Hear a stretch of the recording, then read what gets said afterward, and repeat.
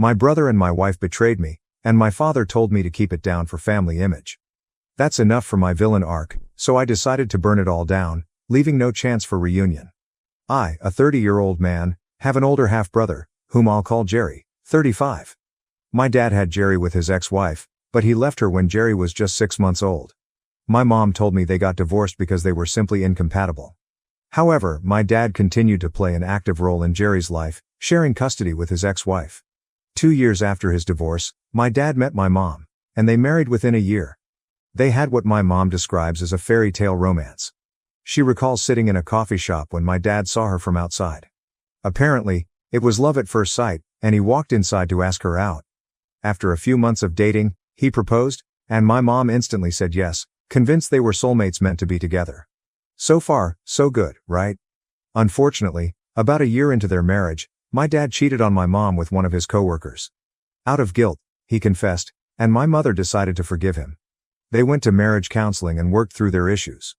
My mother believed having a baby would solve all their problems, which is how I came into existence. My mother thinks this is a romantic story, but I see my parents as a dysfunctional couple, not the perfect image they try to present to the world. Keeping up appearances and pretending to be perfect means a lot to them.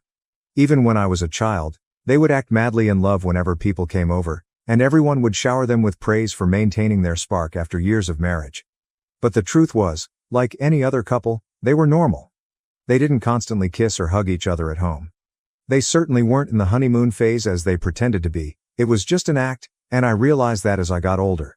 This pressure to appear perfect extended to me as well. I was forced to enroll in a bunch of classes so I would excel at everything. As a child, I was constantly busy with little time to relax. It wasn't until high school that I started protesting, and finally, they allowed me some downtime. My dad made sure that both Jerry and I were straight-A students who excelled academically and otherwise. Jerry got into one of the top medical schools in the country, while I ended up at an Ivy League college for business. There was always immense pressure on us, and while I don't recommend this parenting style, I'm fortunate it worked out for me. However, my dad also believed he had the right to control our personal lives. My mom was no better, as she always agreed with him. When Jerry turned 30, my dad told him it was time to start looking for a woman to marry and settle down with. He insisted Jerry was getting older and would soon run out of options. At the time, Jerry was dating his now wife, Tina, 34. They had been in an on-again, off-again relationship for almost 5 years, so they knew each other well. After that conversation with my dad, Jerry got serious about Tina, proposed within a year, and they married 3 years ago. Last year, they even had a baby together. Jerry and I aren't close, so I didn't hear any of this from him. Instead, I found out from my dad when he had the same conversation with me earlier this year. He boasted about how he convinced Jerry to marry Tina and how happy Jerry is with a wife and son. My dad wanted the same for me. He even brought up his own affair from before I was born, telling me that he had been unfulfilled but committed to my mom. He claimed that having a child grounded him and suggested I do the same. I took his advice with a pinch of salt. I wasn't about to let him guide my relationship decisions. However, my dad believed he had changed my life as well. But the truth is, I had already planned to propose to my girlfriend Carla, 30. We had been together for 3 years, living together for 2, and I was ready to take the next step. 2 months after the conversation with my dad, I proposed on my birthday. Carla accepted, and we got married 3 months ago. I thought everything was going well, but clearly, I was wrong, or I wouldn't be in this situation now. Carla and I, like I said, had only been married for 2 months. But unfortunately, I had to file for divorce about a week ago after I found out that she had been having an affair with Jerry ever since we got engaged. It was a huge shock to me, and I wouldn't have even found out if I hadn't accidentally stumbled upon her burner phone. I couldn't find a piece of clothing that belonged to me, so I was searching all over the house. She wasn't at home at the time, and I thought maybe she had kept it with her clothes accidentally. As I went through her clothes, I felt something in one of the pockets of a pair of jeans. I took it out and found another phone. The phone wasn't password protected, and there was only one text thread on it. The phone number looked familiar, and sure enough, it was Jerry's. I was horrified but continued to scroll through the chat. The text started about 3 weeks after I proposed to her, and they were flirting like 2 teenagers. A few months into our engagement, they had confessed their love for each other and were promising to stick it out no matter what. Their plan was to stay with their respective partners until my nephew turned 5 and didn't need his mother as much. Then, they would file for divorce and confess the affair. Jerry would get shared custody of his son, and they would leave us to be together. I was horrified to read all that, and even more so when I realized they planned to carry on this farce for 5 years. It was deranged. I immediately started packing my things so I could leave the house. Carla wouldn't be home until late, so I took the time to pack all that I could. I took screenshots of the messages on her phone and drove to a hotel out of town. I didn't leave her a message, just left the burner phone on our bed. I knew she'd know what it meant. I felt sick to my stomach because, even though Jerry and I were never best friends, we had never been on bad terms. From the messages, I figured out that he made a move on Carla the night of our engagement. I had proposed during my birthday party with friends and family there, including Jerry. Apparently, while I was busy socializing, Jerry and Carla made out in the backyard. I noticed Carla was missing for a while, but I didn't think much of it at the time, assuming she was freshening up her makeup. But as I read the texts, I realized they had been reminiscing about that night, making several references to their rendezvous. It was disgusting. I had been celebrating us while she was off making out with my married brother, who also happened to be the father of a child. That evening, I called my lawyer and told him I wanted to file for divorce. I wanted to ensure Carla didn't get anything out of the divorce, like alimony or a settlement, because I was in a much higher paying position than her. From the texts, I saw that she was looking down on my profession, saying she'd rather be with a doctor than a glorified accountant. For the record, I co-own a business that I started with 2 friends from business school, and we're doing well. I never understood why she would look down on me when she was a corporate employee herself. I always knew she was materialistic, but this was sad.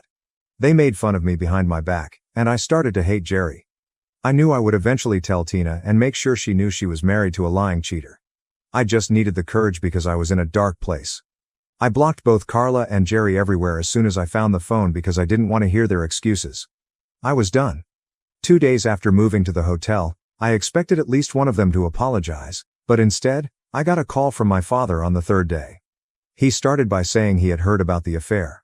Carla had found out I knew when she saw the phone on the bed and contacted Jerry because I wasn't answering her calls. Since neither of them could reach me, Jerry spoke to my dad, who was able to reach out. My father said he was sorry for what had happened, and I thought he was being supportive. But then he asked me not to tell anyone about the affair just yet. I already knew why, but I asked anyway. I recorded what he said next. He admitted that both he and Jerry were afraid I would tell Tina about the affair and they wanted to keep it quiet for now. My dad told me that, since I was unwilling to speak to Jerry and had blocked him, he felt it was his responsibility to inform me that neither he nor my mother wanted me to tell Tina about the situation. They said that, unlike me, Jerry had to think about a child, and it would ruin his life if I told Tina he had been cheating on her with Carla. Tina came from a very well-connected family, and it was likely she would use her power and influence to ensure she had the most sway in the custody arrangement. Jerry just couldn't accept that. So through my dad, they were requesting that I keep quiet and not tell Tina the truth. They even mentioned that they had spoken to Jerry and made him promise to stop seeing Carla. If I wanted to, I could work things out with my wife, similar to how my mother did with my dad's mistakes, and that it turned out to be a beautiful marriage despite the issues. I thought it was audacious for my parents and Jerry to try to convince me not to tell Tina about the affair, especially after he had wronged me so badly. I couldn't believe they had the nerve to expect me to agree to this. I immediately hung up because I was done with the conversation and didn't want to entertain it further. I was furious. Knowing my parents had always cared deeply about their image, but this was madness. There was no way they actually expected me to keep quiet. I wasn't surprised though. The cheating apple doesn't fall far from the cheating tree. Of course, my dad wanted me to stay silent so Jerry could get away with everything. They wanted me to brush it all under the rug and pretend everything was fine, just to maintain the appearance of a perfect family. Suggesting that I forgive Carla and Jerry and patch things up so everything could return to normal required some real guts.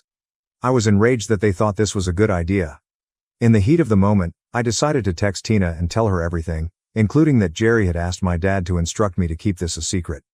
I also included screenshots of the messages I had found on the burner phone. Then I turned my phone off. I didn't want anyone contacting me because I knew things would escalate, and I didn't want any part of it. A couple of hours later, when I thought it was appropriate, I turned my phone back on and found it full of messages and missed calls from my family. Everyone was extremely angry with me, but I only cared about Tina's response. The first text I checked was from her. She hadn't said much, just that she was thankful I had chosen to tell her the truth and that she knew what to do now. It sounded a little ominous, but I soon understood what she meant.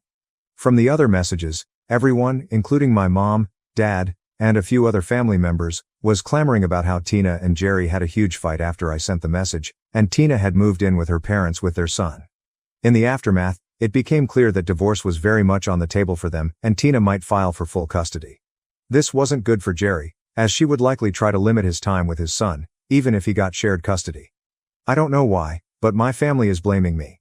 If they didn't want this outcome, they probably should have taught Jerry not to cheat. This is on him. I have received a lot of angry messages over the past few days since I sent Tina the text and she left him. I think it's really unfair that everyone is blaming me, but it's even more unfair to claim that I ruined a happy family. I don't understand where that is coming from because, if they were truly happy, Jerry wouldn't have cheated. I know I'm right, but I still feel a bit uneasy because I've heard that Jerry is really miserable now. I don't feel comfortable with the idea that he might not get full custody. Though it's fine for me since I don't have kids, for them, it's different. I regret telling my brother's wife about the affair with my wife. Update. Okay, so it's been close to a week since I sent that message, and Tina left the house. Things have become relatively quieter now in the sense that nobody is constantly messaging me and reminding me that this is all my fault. This is mostly because I have blocked everyone. I really don't need that sort of negativity in my life anymore. The only person who can still contact me is Carla, since I unblocked her because the divorce proceedings are about to begin. However, she is using that window to try and talk to me and explain that she wasn't thinking straight and that she is apologetic for cheating on me. I don't know what she hopes to accomplish with this, but it's not really working. I don't feel bad for her. I don't even feel bad about what is happening. I think it's great that she cheated because it saved me from wasting my time with her. I can't imagine being married to her for a year or more and then finding out she had been cheating on me all along. Or worse, letting her plan succeed and then being together for 5 years before finding out about the affair. I'm trying to put a positive spin on this and come to terms with the fact that she was never the right one for me. Someone who can agree to marry me and then go make out with my half-brother can never be my soulmate. I was wrong about her, and I'm glad I was. I'm still living in the hotel, and nobody has been able to find me yet, which I'm really thankful for because I don't know what I would do if they were able to track me down. I know it's only a matter of time before they do find out, since there aren't many hotels in this area, and they know that I'm not in any of the places in the city. I've been working from here, and it's been lonely and strange, but there's not much I can do about it. The only thing I hope works out for me is the divorce. She has already been served, but she hasn't responded to it yet, and I guess she's probably just holding out hope that I might change my mind because of her consistent begging. It's optimistic of her, but it's not going to happen. Update. Hey guys, so 3 days since the last update and, sure enough, my dad and Jerry were able to trace me. They went through every hotel in the city and realized that I wasn't in any of them. So, they started looking for me outside of town and found my car in the parking lot of this hotel. I had already informed the front desk staff that if somebody came looking for me, they were not supposed to tell them I was here. When my dad and Jerry confronted them about it, they said that nobody by my name was here in the hotel, but my dad and Jerry had already seen my car in the parking lot. So, they knew the staff were lying and started throwing a tantrum in the lobby. They began screaming and hurling cuss words at the receptionists, which forced them to call me down to deal with the situation. Once I came down, security escorted both of them outside, and I went out to talk to them. I had no idea what they even wanted to discuss with me because the damage was already done, and Tina knew the truth. My dad and Jerry told me that they had come up with a solution and a way for me to make up for what I had done. They said I was going to be called to testify against Tina in court, and all I had to do was say a few things to make Tina look like an unstable wife and mother, which is why Jerry cheated on her. That way, Jerry would get full custody. They said things were not looking good for him because, along with the cheating, Tina also had a lot of other complaints against him that made him look like a bad father. He was mostly not at home, and now Tina knew he was out with Carla. There were also other issues, like he claimed he loved his son but never did anything for him. All the baby duties, like changing diapers and feeding him, fell to Tina, and no matter how much she requested him, he would always claim to be too tired. Not only that, but he also wouldn't do any of the chores around the house. Tina had been fine doing it all herself before the baby, but she couldn't do it anymore and wanted to get out of the marriage. Honestly, I don't understand why they thought telling me this would work. It just convinced me that I did the right thing and that Tina was better off without him. Besides, it was entitled of them to expect any help from me after screwing me over, especially with something like this. They wanted me to lie about Tina so they would get full custody. I mean, it was ridiculous to even expect that I would agree to it. I told them I didn't want to do it and that they meant nothing to me, so I didn't have to make up for anything. Then, I walked away without even bothering to wait for a response because I knew they couldn't change my mind. I also instructed the security person to have them thrown out because I didn't want them anywhere near here and mentioned how dangerous they were. So, that was enough. They got kicked off the hotel property, but I still had to apologize for their behavior. The only reason they didn't get the cops called on them was that they didn't want any bad press associated with them. Otherwise, they definitely would have called the police and had my dad and Jerry arrested. Update. So, it's been 2 days since Dad and Jerry showed up at my hotel. I haven't heard back from them since, but Carla has been texting me a lot more now. We have set the date for the first meeting with a court-appointed mediator, which is coming up in a week. She isn't even contesting the divorce, so I don't know why she keeps texting me. I haven't even opened her chat because I don't have the bandwidth to deal with all this drama anymore. I know it'll just be the same old, "I'm sorry. I shouldn't have done this to you." If you ask me, it's all BS because if she really was sorry, she would have tried to make more of an effort to contact me. She would have called me at the very least, knowing that I'm not much of a texting person, or, better yet, she might not have cheated at all if she knew I didn't deserve this. Up until a few days ago, she was limiting herself to 2 texts per day, but now she's texting me almost every hour. I just haven't found the energy or mental strength to open the chat and see what she has to say, but I think I'll do it soon because it might be something important. Update. Alright, so this update is coming just 2 hours after the last one. I know it's pretty soon, but I checked the messages that Carla had been sending to me and found out that she had apparently ended things with Jerry. They had a recent discussion, and she discovered that for him, things had been purely physical. All the promises he had made to her were merely things he said for the sake of it. She's obviously very disappointed because, unlike him, she was serious about their relationship and had actually started falling for him. Carla told me that she was very sorry for everything she had put me through and, to make up for it, she was not going to contest the divorce or seek any settlement or alimony. She knew she didn't deserve it, so that's one problem solved. At least I won't have to go through a long, drawn-out process and fight for myself. I didn't reply to her message because I didn't know what to say. It's sad, but she kind of had it coming. What was she even thinking, getting involved with a married man with a child, especially when she was getting married herself? It was quite foolish of her, but it all worked out well for me, so I don't have any complaints. I'm honestly glad I checked those messages because it means I'll have to work a lot harder on the divorce than I initially thought. I forwarded all those texts to my lawyer and saved them as screenshots in case I need them later. Update.